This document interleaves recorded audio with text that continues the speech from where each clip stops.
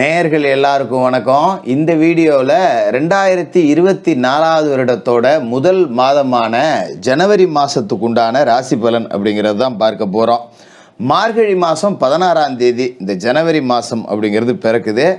இந்த வருடத்தோட தொடக்கம் அப்படிங்கிறது உங்களுக்கு எப்படி இருக்க போகுது, உங்களோட எதிர்பார்ப்புகள் எல்லாம் பூர்த்தியாக போகுதா அப்படிங்கிறத நாம் துல்லியமாக பார்க்கணும். அப்படின்னா இந்த மாதத்துக்கு உண்டான கிரக நிலைகள் அப்படிங்கிறத கணிக்கணும். அதன்படி பார்த்தீங்கன்னா சூரிய பகவான் தனுசு ராசியில செவ்வாயோட சேர்ந்து உட்காந்துருக்காரு.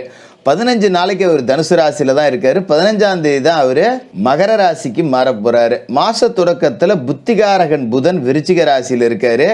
8ஆம் தேதி அன்னைக்கு தனுசு ராசிக்கும் 27ஆம் தேதி அன்னைக்கு மகர ராசிக்கும் போறாரு. சுக்கிர பகவான் விருச்சிக ராசியில செவ்வாயோட வீட்டில் இருந்துட்டு 19ஆம் தேதி குரு பகவானோட வீடான தனுசு ராசிக்கு போறாரு. குரு பகவான் மேச ராசியில் பலமடைஞ்சு உட்காந்துட்டு அங்கேருந்து சிம்ம ராசி, துலா ராசி, தனுசு ராசியை தன்னோட அருள் பார்வையால் பார்க்குறாரு. சனி பகவான் கும்பராசியில் இருக்கார். கும்பராசியில் உட்காந்துக்கிட்டு மேச ராசி, சிம்ம ராசி, விருச்சிக ராசி இந்த ராசிகள் எல்லாம் பார்க்குறாரு.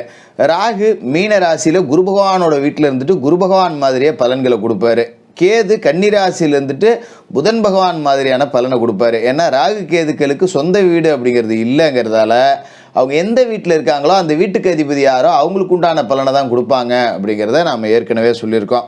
இதுதான் இந்த ஜனவரி மாதத்துக்கு உண்டான கிரக நிலைகள், ராசி மாற்றங்கள். இந்த மாதத்துக்கு உண்டான ராசி பலனை பார்க்குறதுக்கு முன்னாடி நேயர்களாகிய உங்கள் எல்லாருக்குமே புத்தாண்டு மற்றும் தமிழர் திருநாளாம் பொங்கல் நல்வாழ்த்துக்களை சொல்லிக்கிட்டு நாம் வீடியோக்குள்ளே போகலாம். ரிஷபராசிக்காரர்களே, உங்களுக்கு இந்த ஜனவரி மாதம் எப்படி இருக்குது அப்படின்னு பார்த்தீங்கன்னா ரொம்ப அற்புதமான யோக பலன் தான். ஏன்னா உங்களோட ராசிக்கு விரயஸ்தானத்தில் குரு இருக்கார். ஒரு பக்கம் விரய செலவு அப்படிங்கிறது ஆகிட்டு தான் இருக்கும். அதை பற்றிலாம் நீங்கள் கவலைப்பட வேண்டியதில்லை. வரக்கூடிய செலவு அப்படிங்கிறது சுப விரய செலவுகளாக இருக்கும். ஏன்னா காசு பணம் 10 ரூபாய் இழுத்து பிடிச்ச ரிஷபராசிக்காரர்கள்லாம் அப்படியே நீங்கள் தேடி பாருங்களேன், அவனுக்கு ஏதாவது மருத்துவ செலவு வந்திருக்கும். ரொம்ப இறுக்கி பிடிச்சோம் அப்படின்னா அப்போ நம்ம நல்ல செலவு அப்படிங்கிறத பண்ணிட்டு போயிடலாம். ஒரு குலதெய்வ கோயில் கட்டுறது, வீடு கட்டுறது, பிள்ளைகளுக்கு கல்யாணம் பண்ணுறது, சுப சடங்கு நடத்துறது, இந்த மாதிரி நல்ல செலவு ஆகுது, அதனால் 10 ரூபா கடன் வருது அப்படின்னு நீங்கள் பயப்பட வேண்டியதில்லை.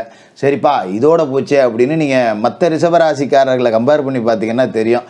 காசை இறுக்கி பிடிச்சி வச்சுருப்போம், செலவை மிச்சப்படுத்தணுன்னா வைத்திய செலவு வரும், தேவையில்லாத கடன் வரும், இந்த மாதிரி பிரச்சனைகள் அப்படிங்கிறது வரும். அதனால் மற்றவங்களோட நாம் நல்லா தான் இருக்கோம் அப்படிங்கிற ஒரு நல்ல சிந்தனையோடு இந்த வருடத்தை நீங்கள் தொடங்கலாம். இந்த ஜனவரி மாதத்தை நீங்கள் தொடங்கலாம்.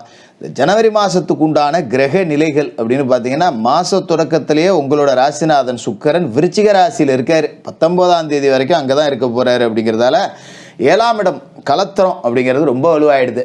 ஏன்னா அந்த கலத்திரம் அப்படிங்கிறது சுக்கிர பகவானோட ராசி அதிபதியாக கொண்ட ரிஷபராசிக்காரர்களுக்கு ரொம்ப முக்கியம். ஏன்னா கலத்திரம் அப்படிங்கிறது மனைவி, கூட்டு தொழில், நண்பர்களை குறிக்கக்கூடிய இடம். சப்தமஸ்தானம் 7ஆம் இடம் கலத்திரஸ்தானம். இந்த இடத்துல ராசி அதிபதியே போய் உட்காந்துருக்காருங்கும்போது நல்ல யோக பலன் தான். அதை பற்றி எந்த குற்றம் குறையும் கிடையாது. ஏன்னா இந்த 7ஆவது வீட்டில் சுக்கிர பகவான் இருக்கிறப்ப கூட்டு தொழிலில் வருமானம் அப்படிங்கிறது கொடிகட்டி பறக்கும். ஏதோ 10 ரூபா நம்ம சம்பாரிச்சுக்கிட்டு இருந்தோம், கூட்டாளியால் 10 ரூபா வருமானம் அப்படியே கலந்து கட்டி ஓட்டிக்கிட்டு இருந்தோம்னா நல்ல சூப்பரான வருமானம் இருக்கும், தொழில் நல்லபடியாக வளரும். ஏன்னா இன்னொரு பக்கம் பார்த்தீங்கன்னு வச்சிங்களேன், உங்களோட ராசிக்கு நன்மை செய்யக்கூடிய யோக கிரகமான சனி பகவான் நீதிகாரகர் ராசிக்கு 10ஆவது வீட்டில் இருக்கார். தொழில்ஸ்தானத்தில் சனி பகவானே இருக்கிறாரு. அப்படிங்கும்போது தொழிலை மிகைப்படுத்தி காட்டுவார். இத்தனை மாதமாக மாதம் 10,000 தான் இருந்தது, இந்த மாதம் 20,000 வந்துச்சு, ரெட்டிப்பு லாபம் அப்படிங்கிறத சனி உங்களோட கண்ணு முன்னாடியே காட்டுவார். பரவாயில்ல, நம்ம கஷ்டப்படுறதுக்கு பலன் இருக்குது. இத்தனை நாளாக ஒரு நாளைக்கு 10 மணி நேரம் வேலை பார்த்தோம், 12 மணி நேரம் வேலை பார்த்தோம், 5,000 10,000 தான் வந்தது. இப்போ நம்ம வேலை பார்க்குறதே கொஞ்சம் குறைவு, ஆனால் வருமானம் நிறையா வருது அப்படின்னு உணர வைப்பார். அப்போ இன்னும் அதிகமாக வேலை பார்க்கணும். சனி கொடுத்துட்டாரு அப்படின்னு வச்சிங்களேன், கொடுத்துட்டாரு அப்படின்னு நாம் கொஞ்சம் முடங்கிடக்கூடாது. இல்லை சனி கொடுக்குறாருன்னா இன்னும் நிறையா உழைக்கணும்னு அர்த்தம். அப்போ 10 மணி நேரங்கிறத 12 மணி நேரமாக மாற்றுங்க, 20,000ங்கிறத 2 லட்சமாக மாற்றி காட்டுவார். நம்ம உழைப்பை 2 மடங்கு போட்டால் லாபத்தை 10 மடங்கு கொடுக்கறது தான் சனி பகவானோட அந்த பண்பு அப்படிங்கிறது. அதனால தான் சனியை போல் கொடுப்பாரும் இல்லை அப்படிம்பாங்க. கெடுப்பாரும் இல்லை அப்படின்னா தீயவைகளை சனி பகவான் கெடுப்பார், நன்மைகளை கொடுப்பார் அப்படிங்கிறது தான். அதனால் பயப்பட வேண்டியதில்லை. அப்படிப்பட்ட நீதிகாரகனான சனி பகவான் 10ஆம் இடத்துல இருக்கும்போது தொழிலில் 10 ரூபா முதலீடு போடலாமா ஜோசியரை அப்படின்னு நிறைய பேர் கேட்டிருப்பாங்க. தாராளமாக போடலாம், தப்பு கிடையாது. இந்த நேரத்தில் போடாமல் வேறு எந்த நேரத்தில் போட போகிறீங்க? கண்ணை மூடிட்டு 10 ரூபா இறக்குங்க, எது வந்தாலும் பார்த்துக்கலாம். 10 ரூபா கண்டிப்பாக போட்டிங்கன்னா 20 ரூபா இருக்குது, அதில் எந்த மாற்றமும் கிடையாது. அதோட விரயத்தில் குரு இருக்கார் அப்படிங்கும்போது நம்ம இந்த மாதிரி முதலீடு பண்ணுறது அப்படிங்கிறது ஒரு விரயம் தான் நமக்கு. அது ஒன்றும் நட்டமெல்லாம் போய்ட்டு கவலைப்பட வேண்டியதில்லை. அப்போ போடுங்க தைரியமாக 10 ரூபா வரட்டும். அதோட ராசிக்கு லாபஸ்தானத்தில் ராகு இருக்கார். இது லாபஸ்தானத்தில் ராகு இருக்கார், யோகக்காரகன் ராகு இருக்கார் அப்படிங்கும்போது கொட்டி கொடுப்பார், அதே நேரத்தில் தட்டியும் வைப்பார். ஏன்னா ராகு லாபத்தில் இருந்துட்டு காசு கொடுப்பாரு, சில நேரத்தில் குறுக்கு வழியில் யோசிக்க வைப்பார் உங்களை. இதை இப்படி பண்ணுறதுக்கு இப்படி போயிட்டா ஈஸியாக இருக்கே அப்படின்னு ஒரு ஷார்ட் ரூட்டை காட்டுவார். தயவுசெய்து அந்த பக்கம் போயிடாதீங்க. ஏன்னா சனி தொழிலில் இருக்கும்போது நீதி நெறி தவறுனீங்கன்னா ராகுவாது கேதுவாது வச்சு வெளுத்து விட்ருவார். அதில் கவனமாக இருக்கணும். அப்போ நம்ம செய்கிற தொழிலில் நீதி நேர்மை இருக்கணும். சம்பாதிக்கிற காசில் 10 ரூபா தான தர்மம் அப்படிங்கிறது இருக்கணும்.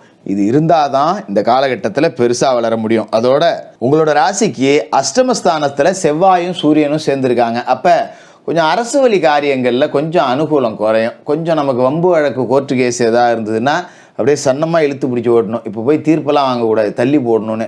அது மாதிரி கவர்மெண்ட் ஆஃபீஸில் ஒரு வேலை நடக்கணும், ஒரு ரேஷன் கார்டு வாங்க போகிறேன், ஒரு பட்டா மாற்ற போகிறேன், இந்த மாதிரி ஏதாவது வேலை செஞ்சீங்க அப்படின்னு வச்சிங்களேன், இழுத்துக்கிட்டே போகும். அது என்னடா இவங்கள்ட்ட அலையிறதுக்கு ரேஷன் கார்டே நமக்கு வேணாம், நம்ம என்ன அரிசியாக வாங்கிட்டீங்க போகிறோம் அப்படின்னு தூக்கி போட்டுடலாமான்னு கூட தோணும்.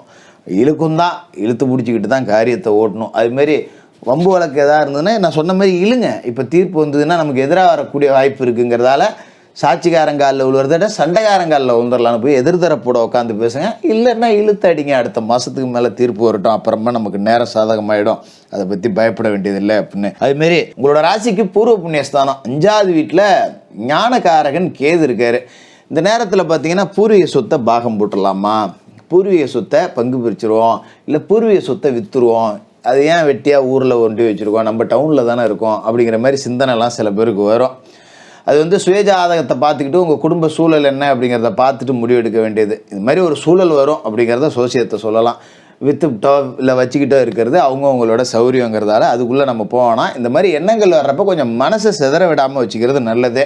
ஏன்னா அதை இப்போ விற்று கையில் நம்ம பணம் வச்சுக்கிட்டோம்னா விரயம் ஆகும். குரு விரயத்தில் இருக்காருங்கிறத மறந்துடக்கூடாது. அதை விற்று கையில் வச்சுக்கிட்டு இருக்கிறத விட அப்படியே இருக்கலாம், தப்பு கிடையாது. அப்படி இல்லை அப்படின்னா ஏப்ரல் மாதம் குரு பயிற்சி வரும், அதன் பிறகு விற்றுக்கிட்டு என்ன வேணாலும் செய்யுங்க, பெரிய அளவில் விரயம் அப்படிங்கிறது வராது. மற்றபடி நேரம் ரொம்ப அற்புதமாக தான் இருக்குது, எந்த குற்றம் குறையும் சொல்லிடுறதுக்கு வாய்ப்பு இல்லை. இருந்தாலும் விவசாயிகளுக்கு இந்த மாதம் கொஞ்சம் சுமார். அதனால் கொஞ்சம் நம்ம இந்த சொத்து விற்பனை அப்படிங்கிறதெல்லாம் தள்ளி போடணும். ஏன்னா செவ்வாய் போய் உங்களோட ராசிக்கு அஷ்டமத்தில் இருக்கார், பூமிக்கு அரகனவர் தான். அப்படிங்கும்போது குடும்பமான வரைக்கும் தவிர்த்துருங்க. அதுமாரி விவசாயத்தில் புது முயற்சி எடுக்காதீங்க. ஏதோ ஒரு கடலை போட்டேன், நெல் போட்டேன், அதை அப்படியே செஞ்சுக்கிட்டு இருங்க. 10 ரூபா வருது வரல, எனக்கு இது தெரியும், நான் செய்கிறேன் அப்படிங்கிறத செஞ்சுக்கிட்டு இருக்கேன். வழக்கம் போல் வர லாபத்தில் 10 ரூபா குறைஞ்சாலும் தப்பு இல்லை. புது முயற்சி செஞ்சு அதில் 4 அடி சேர்த்து வாங்கிறத விட இப்படியே இருக்கிறது நல்லது. அதனால் புதுசாக உரம் வைக்கிறேன், பயிர் மாற்றுறேன், உரம் வைக்கிறேன், புதுசாக ஒரு டிராக்டர் வாங்குகிறேன், போர் போடுறேன், இந்த மாதிரி எந்த புது முயற்சியும் இந்த மாதத்தை பொறுத்த வரைக்கும் செய்ய வேண்டாம். அதோட படிக்கிற பிள்ளைங்களுக்கு பார்த்திங்கன்னா 8ஆம் தேதிக்கு பிறகு தனுசு ராசிக்கு புதன் பெறார், அவரும் போய் அஷ்டமத்தில் உட்காந்துறாரு. அப்புறம் 27ஆம் தேதி தான் மாற போகிறாரு. அப்படிங்கிறதால கொஞ்சம் அந்த இரவு நேரத்தில் வெளியில் தங்குறது, குரூப்பாக பசங்களோட உட்காந்து படிக்கிறது, இதெல்லாம் கொஞ்சம் தவிர்த்துடணும். பள்ளிக்கூடம் முடிஞ்சுதா, காலேஜ் முடிஞ்சுதா, டியூஷன் போனோமா, வீட்டுக்கு வந்தோமா, சாப்பிட்டோமா, படித்தோமா, படுத்தோமான்னு இருக்கணும். வெளியிடங்களில் சுத்த வேணாம். இதுமாதிரி ஒரு விளையாட்டு போட்டிக்கு போகிறீங்கன்னா கூட காயம் அடையிறதுக்கு வாய்ப்பு இருக்குது. அப்போ நம்ம கொஞ்சம் கவனமாக இருக்கணும். அதுமாரி ஒரு நிறைய பெரிய விளையாட்டு போட்டிக்கெல்லாம் போனோம்னா பயிற்சியாளரையோ இல்லை விளையாட்டு வாத்தியாரையோ பக்கத்தில் வச்சுக்கணும். இல்லைனா நமக்கான வாய்ப்பு தரமாட்டாங்க, மறுப்பாங்க, ஏமாற்றுவாங்க. இந்த மாதிரிலாம் நடக்கும். அப்படிங்கிறதால நம்ம ஒரு போட்டிக்கு போகிறோம் அப்படின்னா கூட நம்ம ஆட்களை வச்சுக்கணும். ஒரு விளையாட்டு வாத்தியாரை வச்சுக்கிறேன், இல்லைன்னா என் கோச்சை கூட்டு போய் வச்சுக்கிறேன், அந்த மாதிரி வச்சுக்கிங்க. அப்படி செஞ்சுட்டோன்னா பெரிய அளவில் பாதிப்பு இருக்காது. மற்றபடி இந்த மாதத்தை பொறுத்த வரைக்கும் வியாழக்கிழமையில் குரு பகவானுக்கு நெய் தீபம் ஏற்றுங்க. மஞ்சள் நிற சாதத்தை குரு பகவானுக்கு ஒரு வியாழக்கிழமையில் நெய்வேத்தியமாக படைங்க. அது எலுமிச்சை சாதமோ புளி சாதமோ மஞ்சள் நிற சாதம் நெய்வேத்தியமாக படைச்சி குரு பகவானை மனசார வணங்கிட்டு ஏழைபாளைகளுக்கு அன்னதானம் பண்ணுங்கள். இதை செஞ்சிட்டாலே இந்த மாதம் நல்ல மாதமாக இருக்கும்.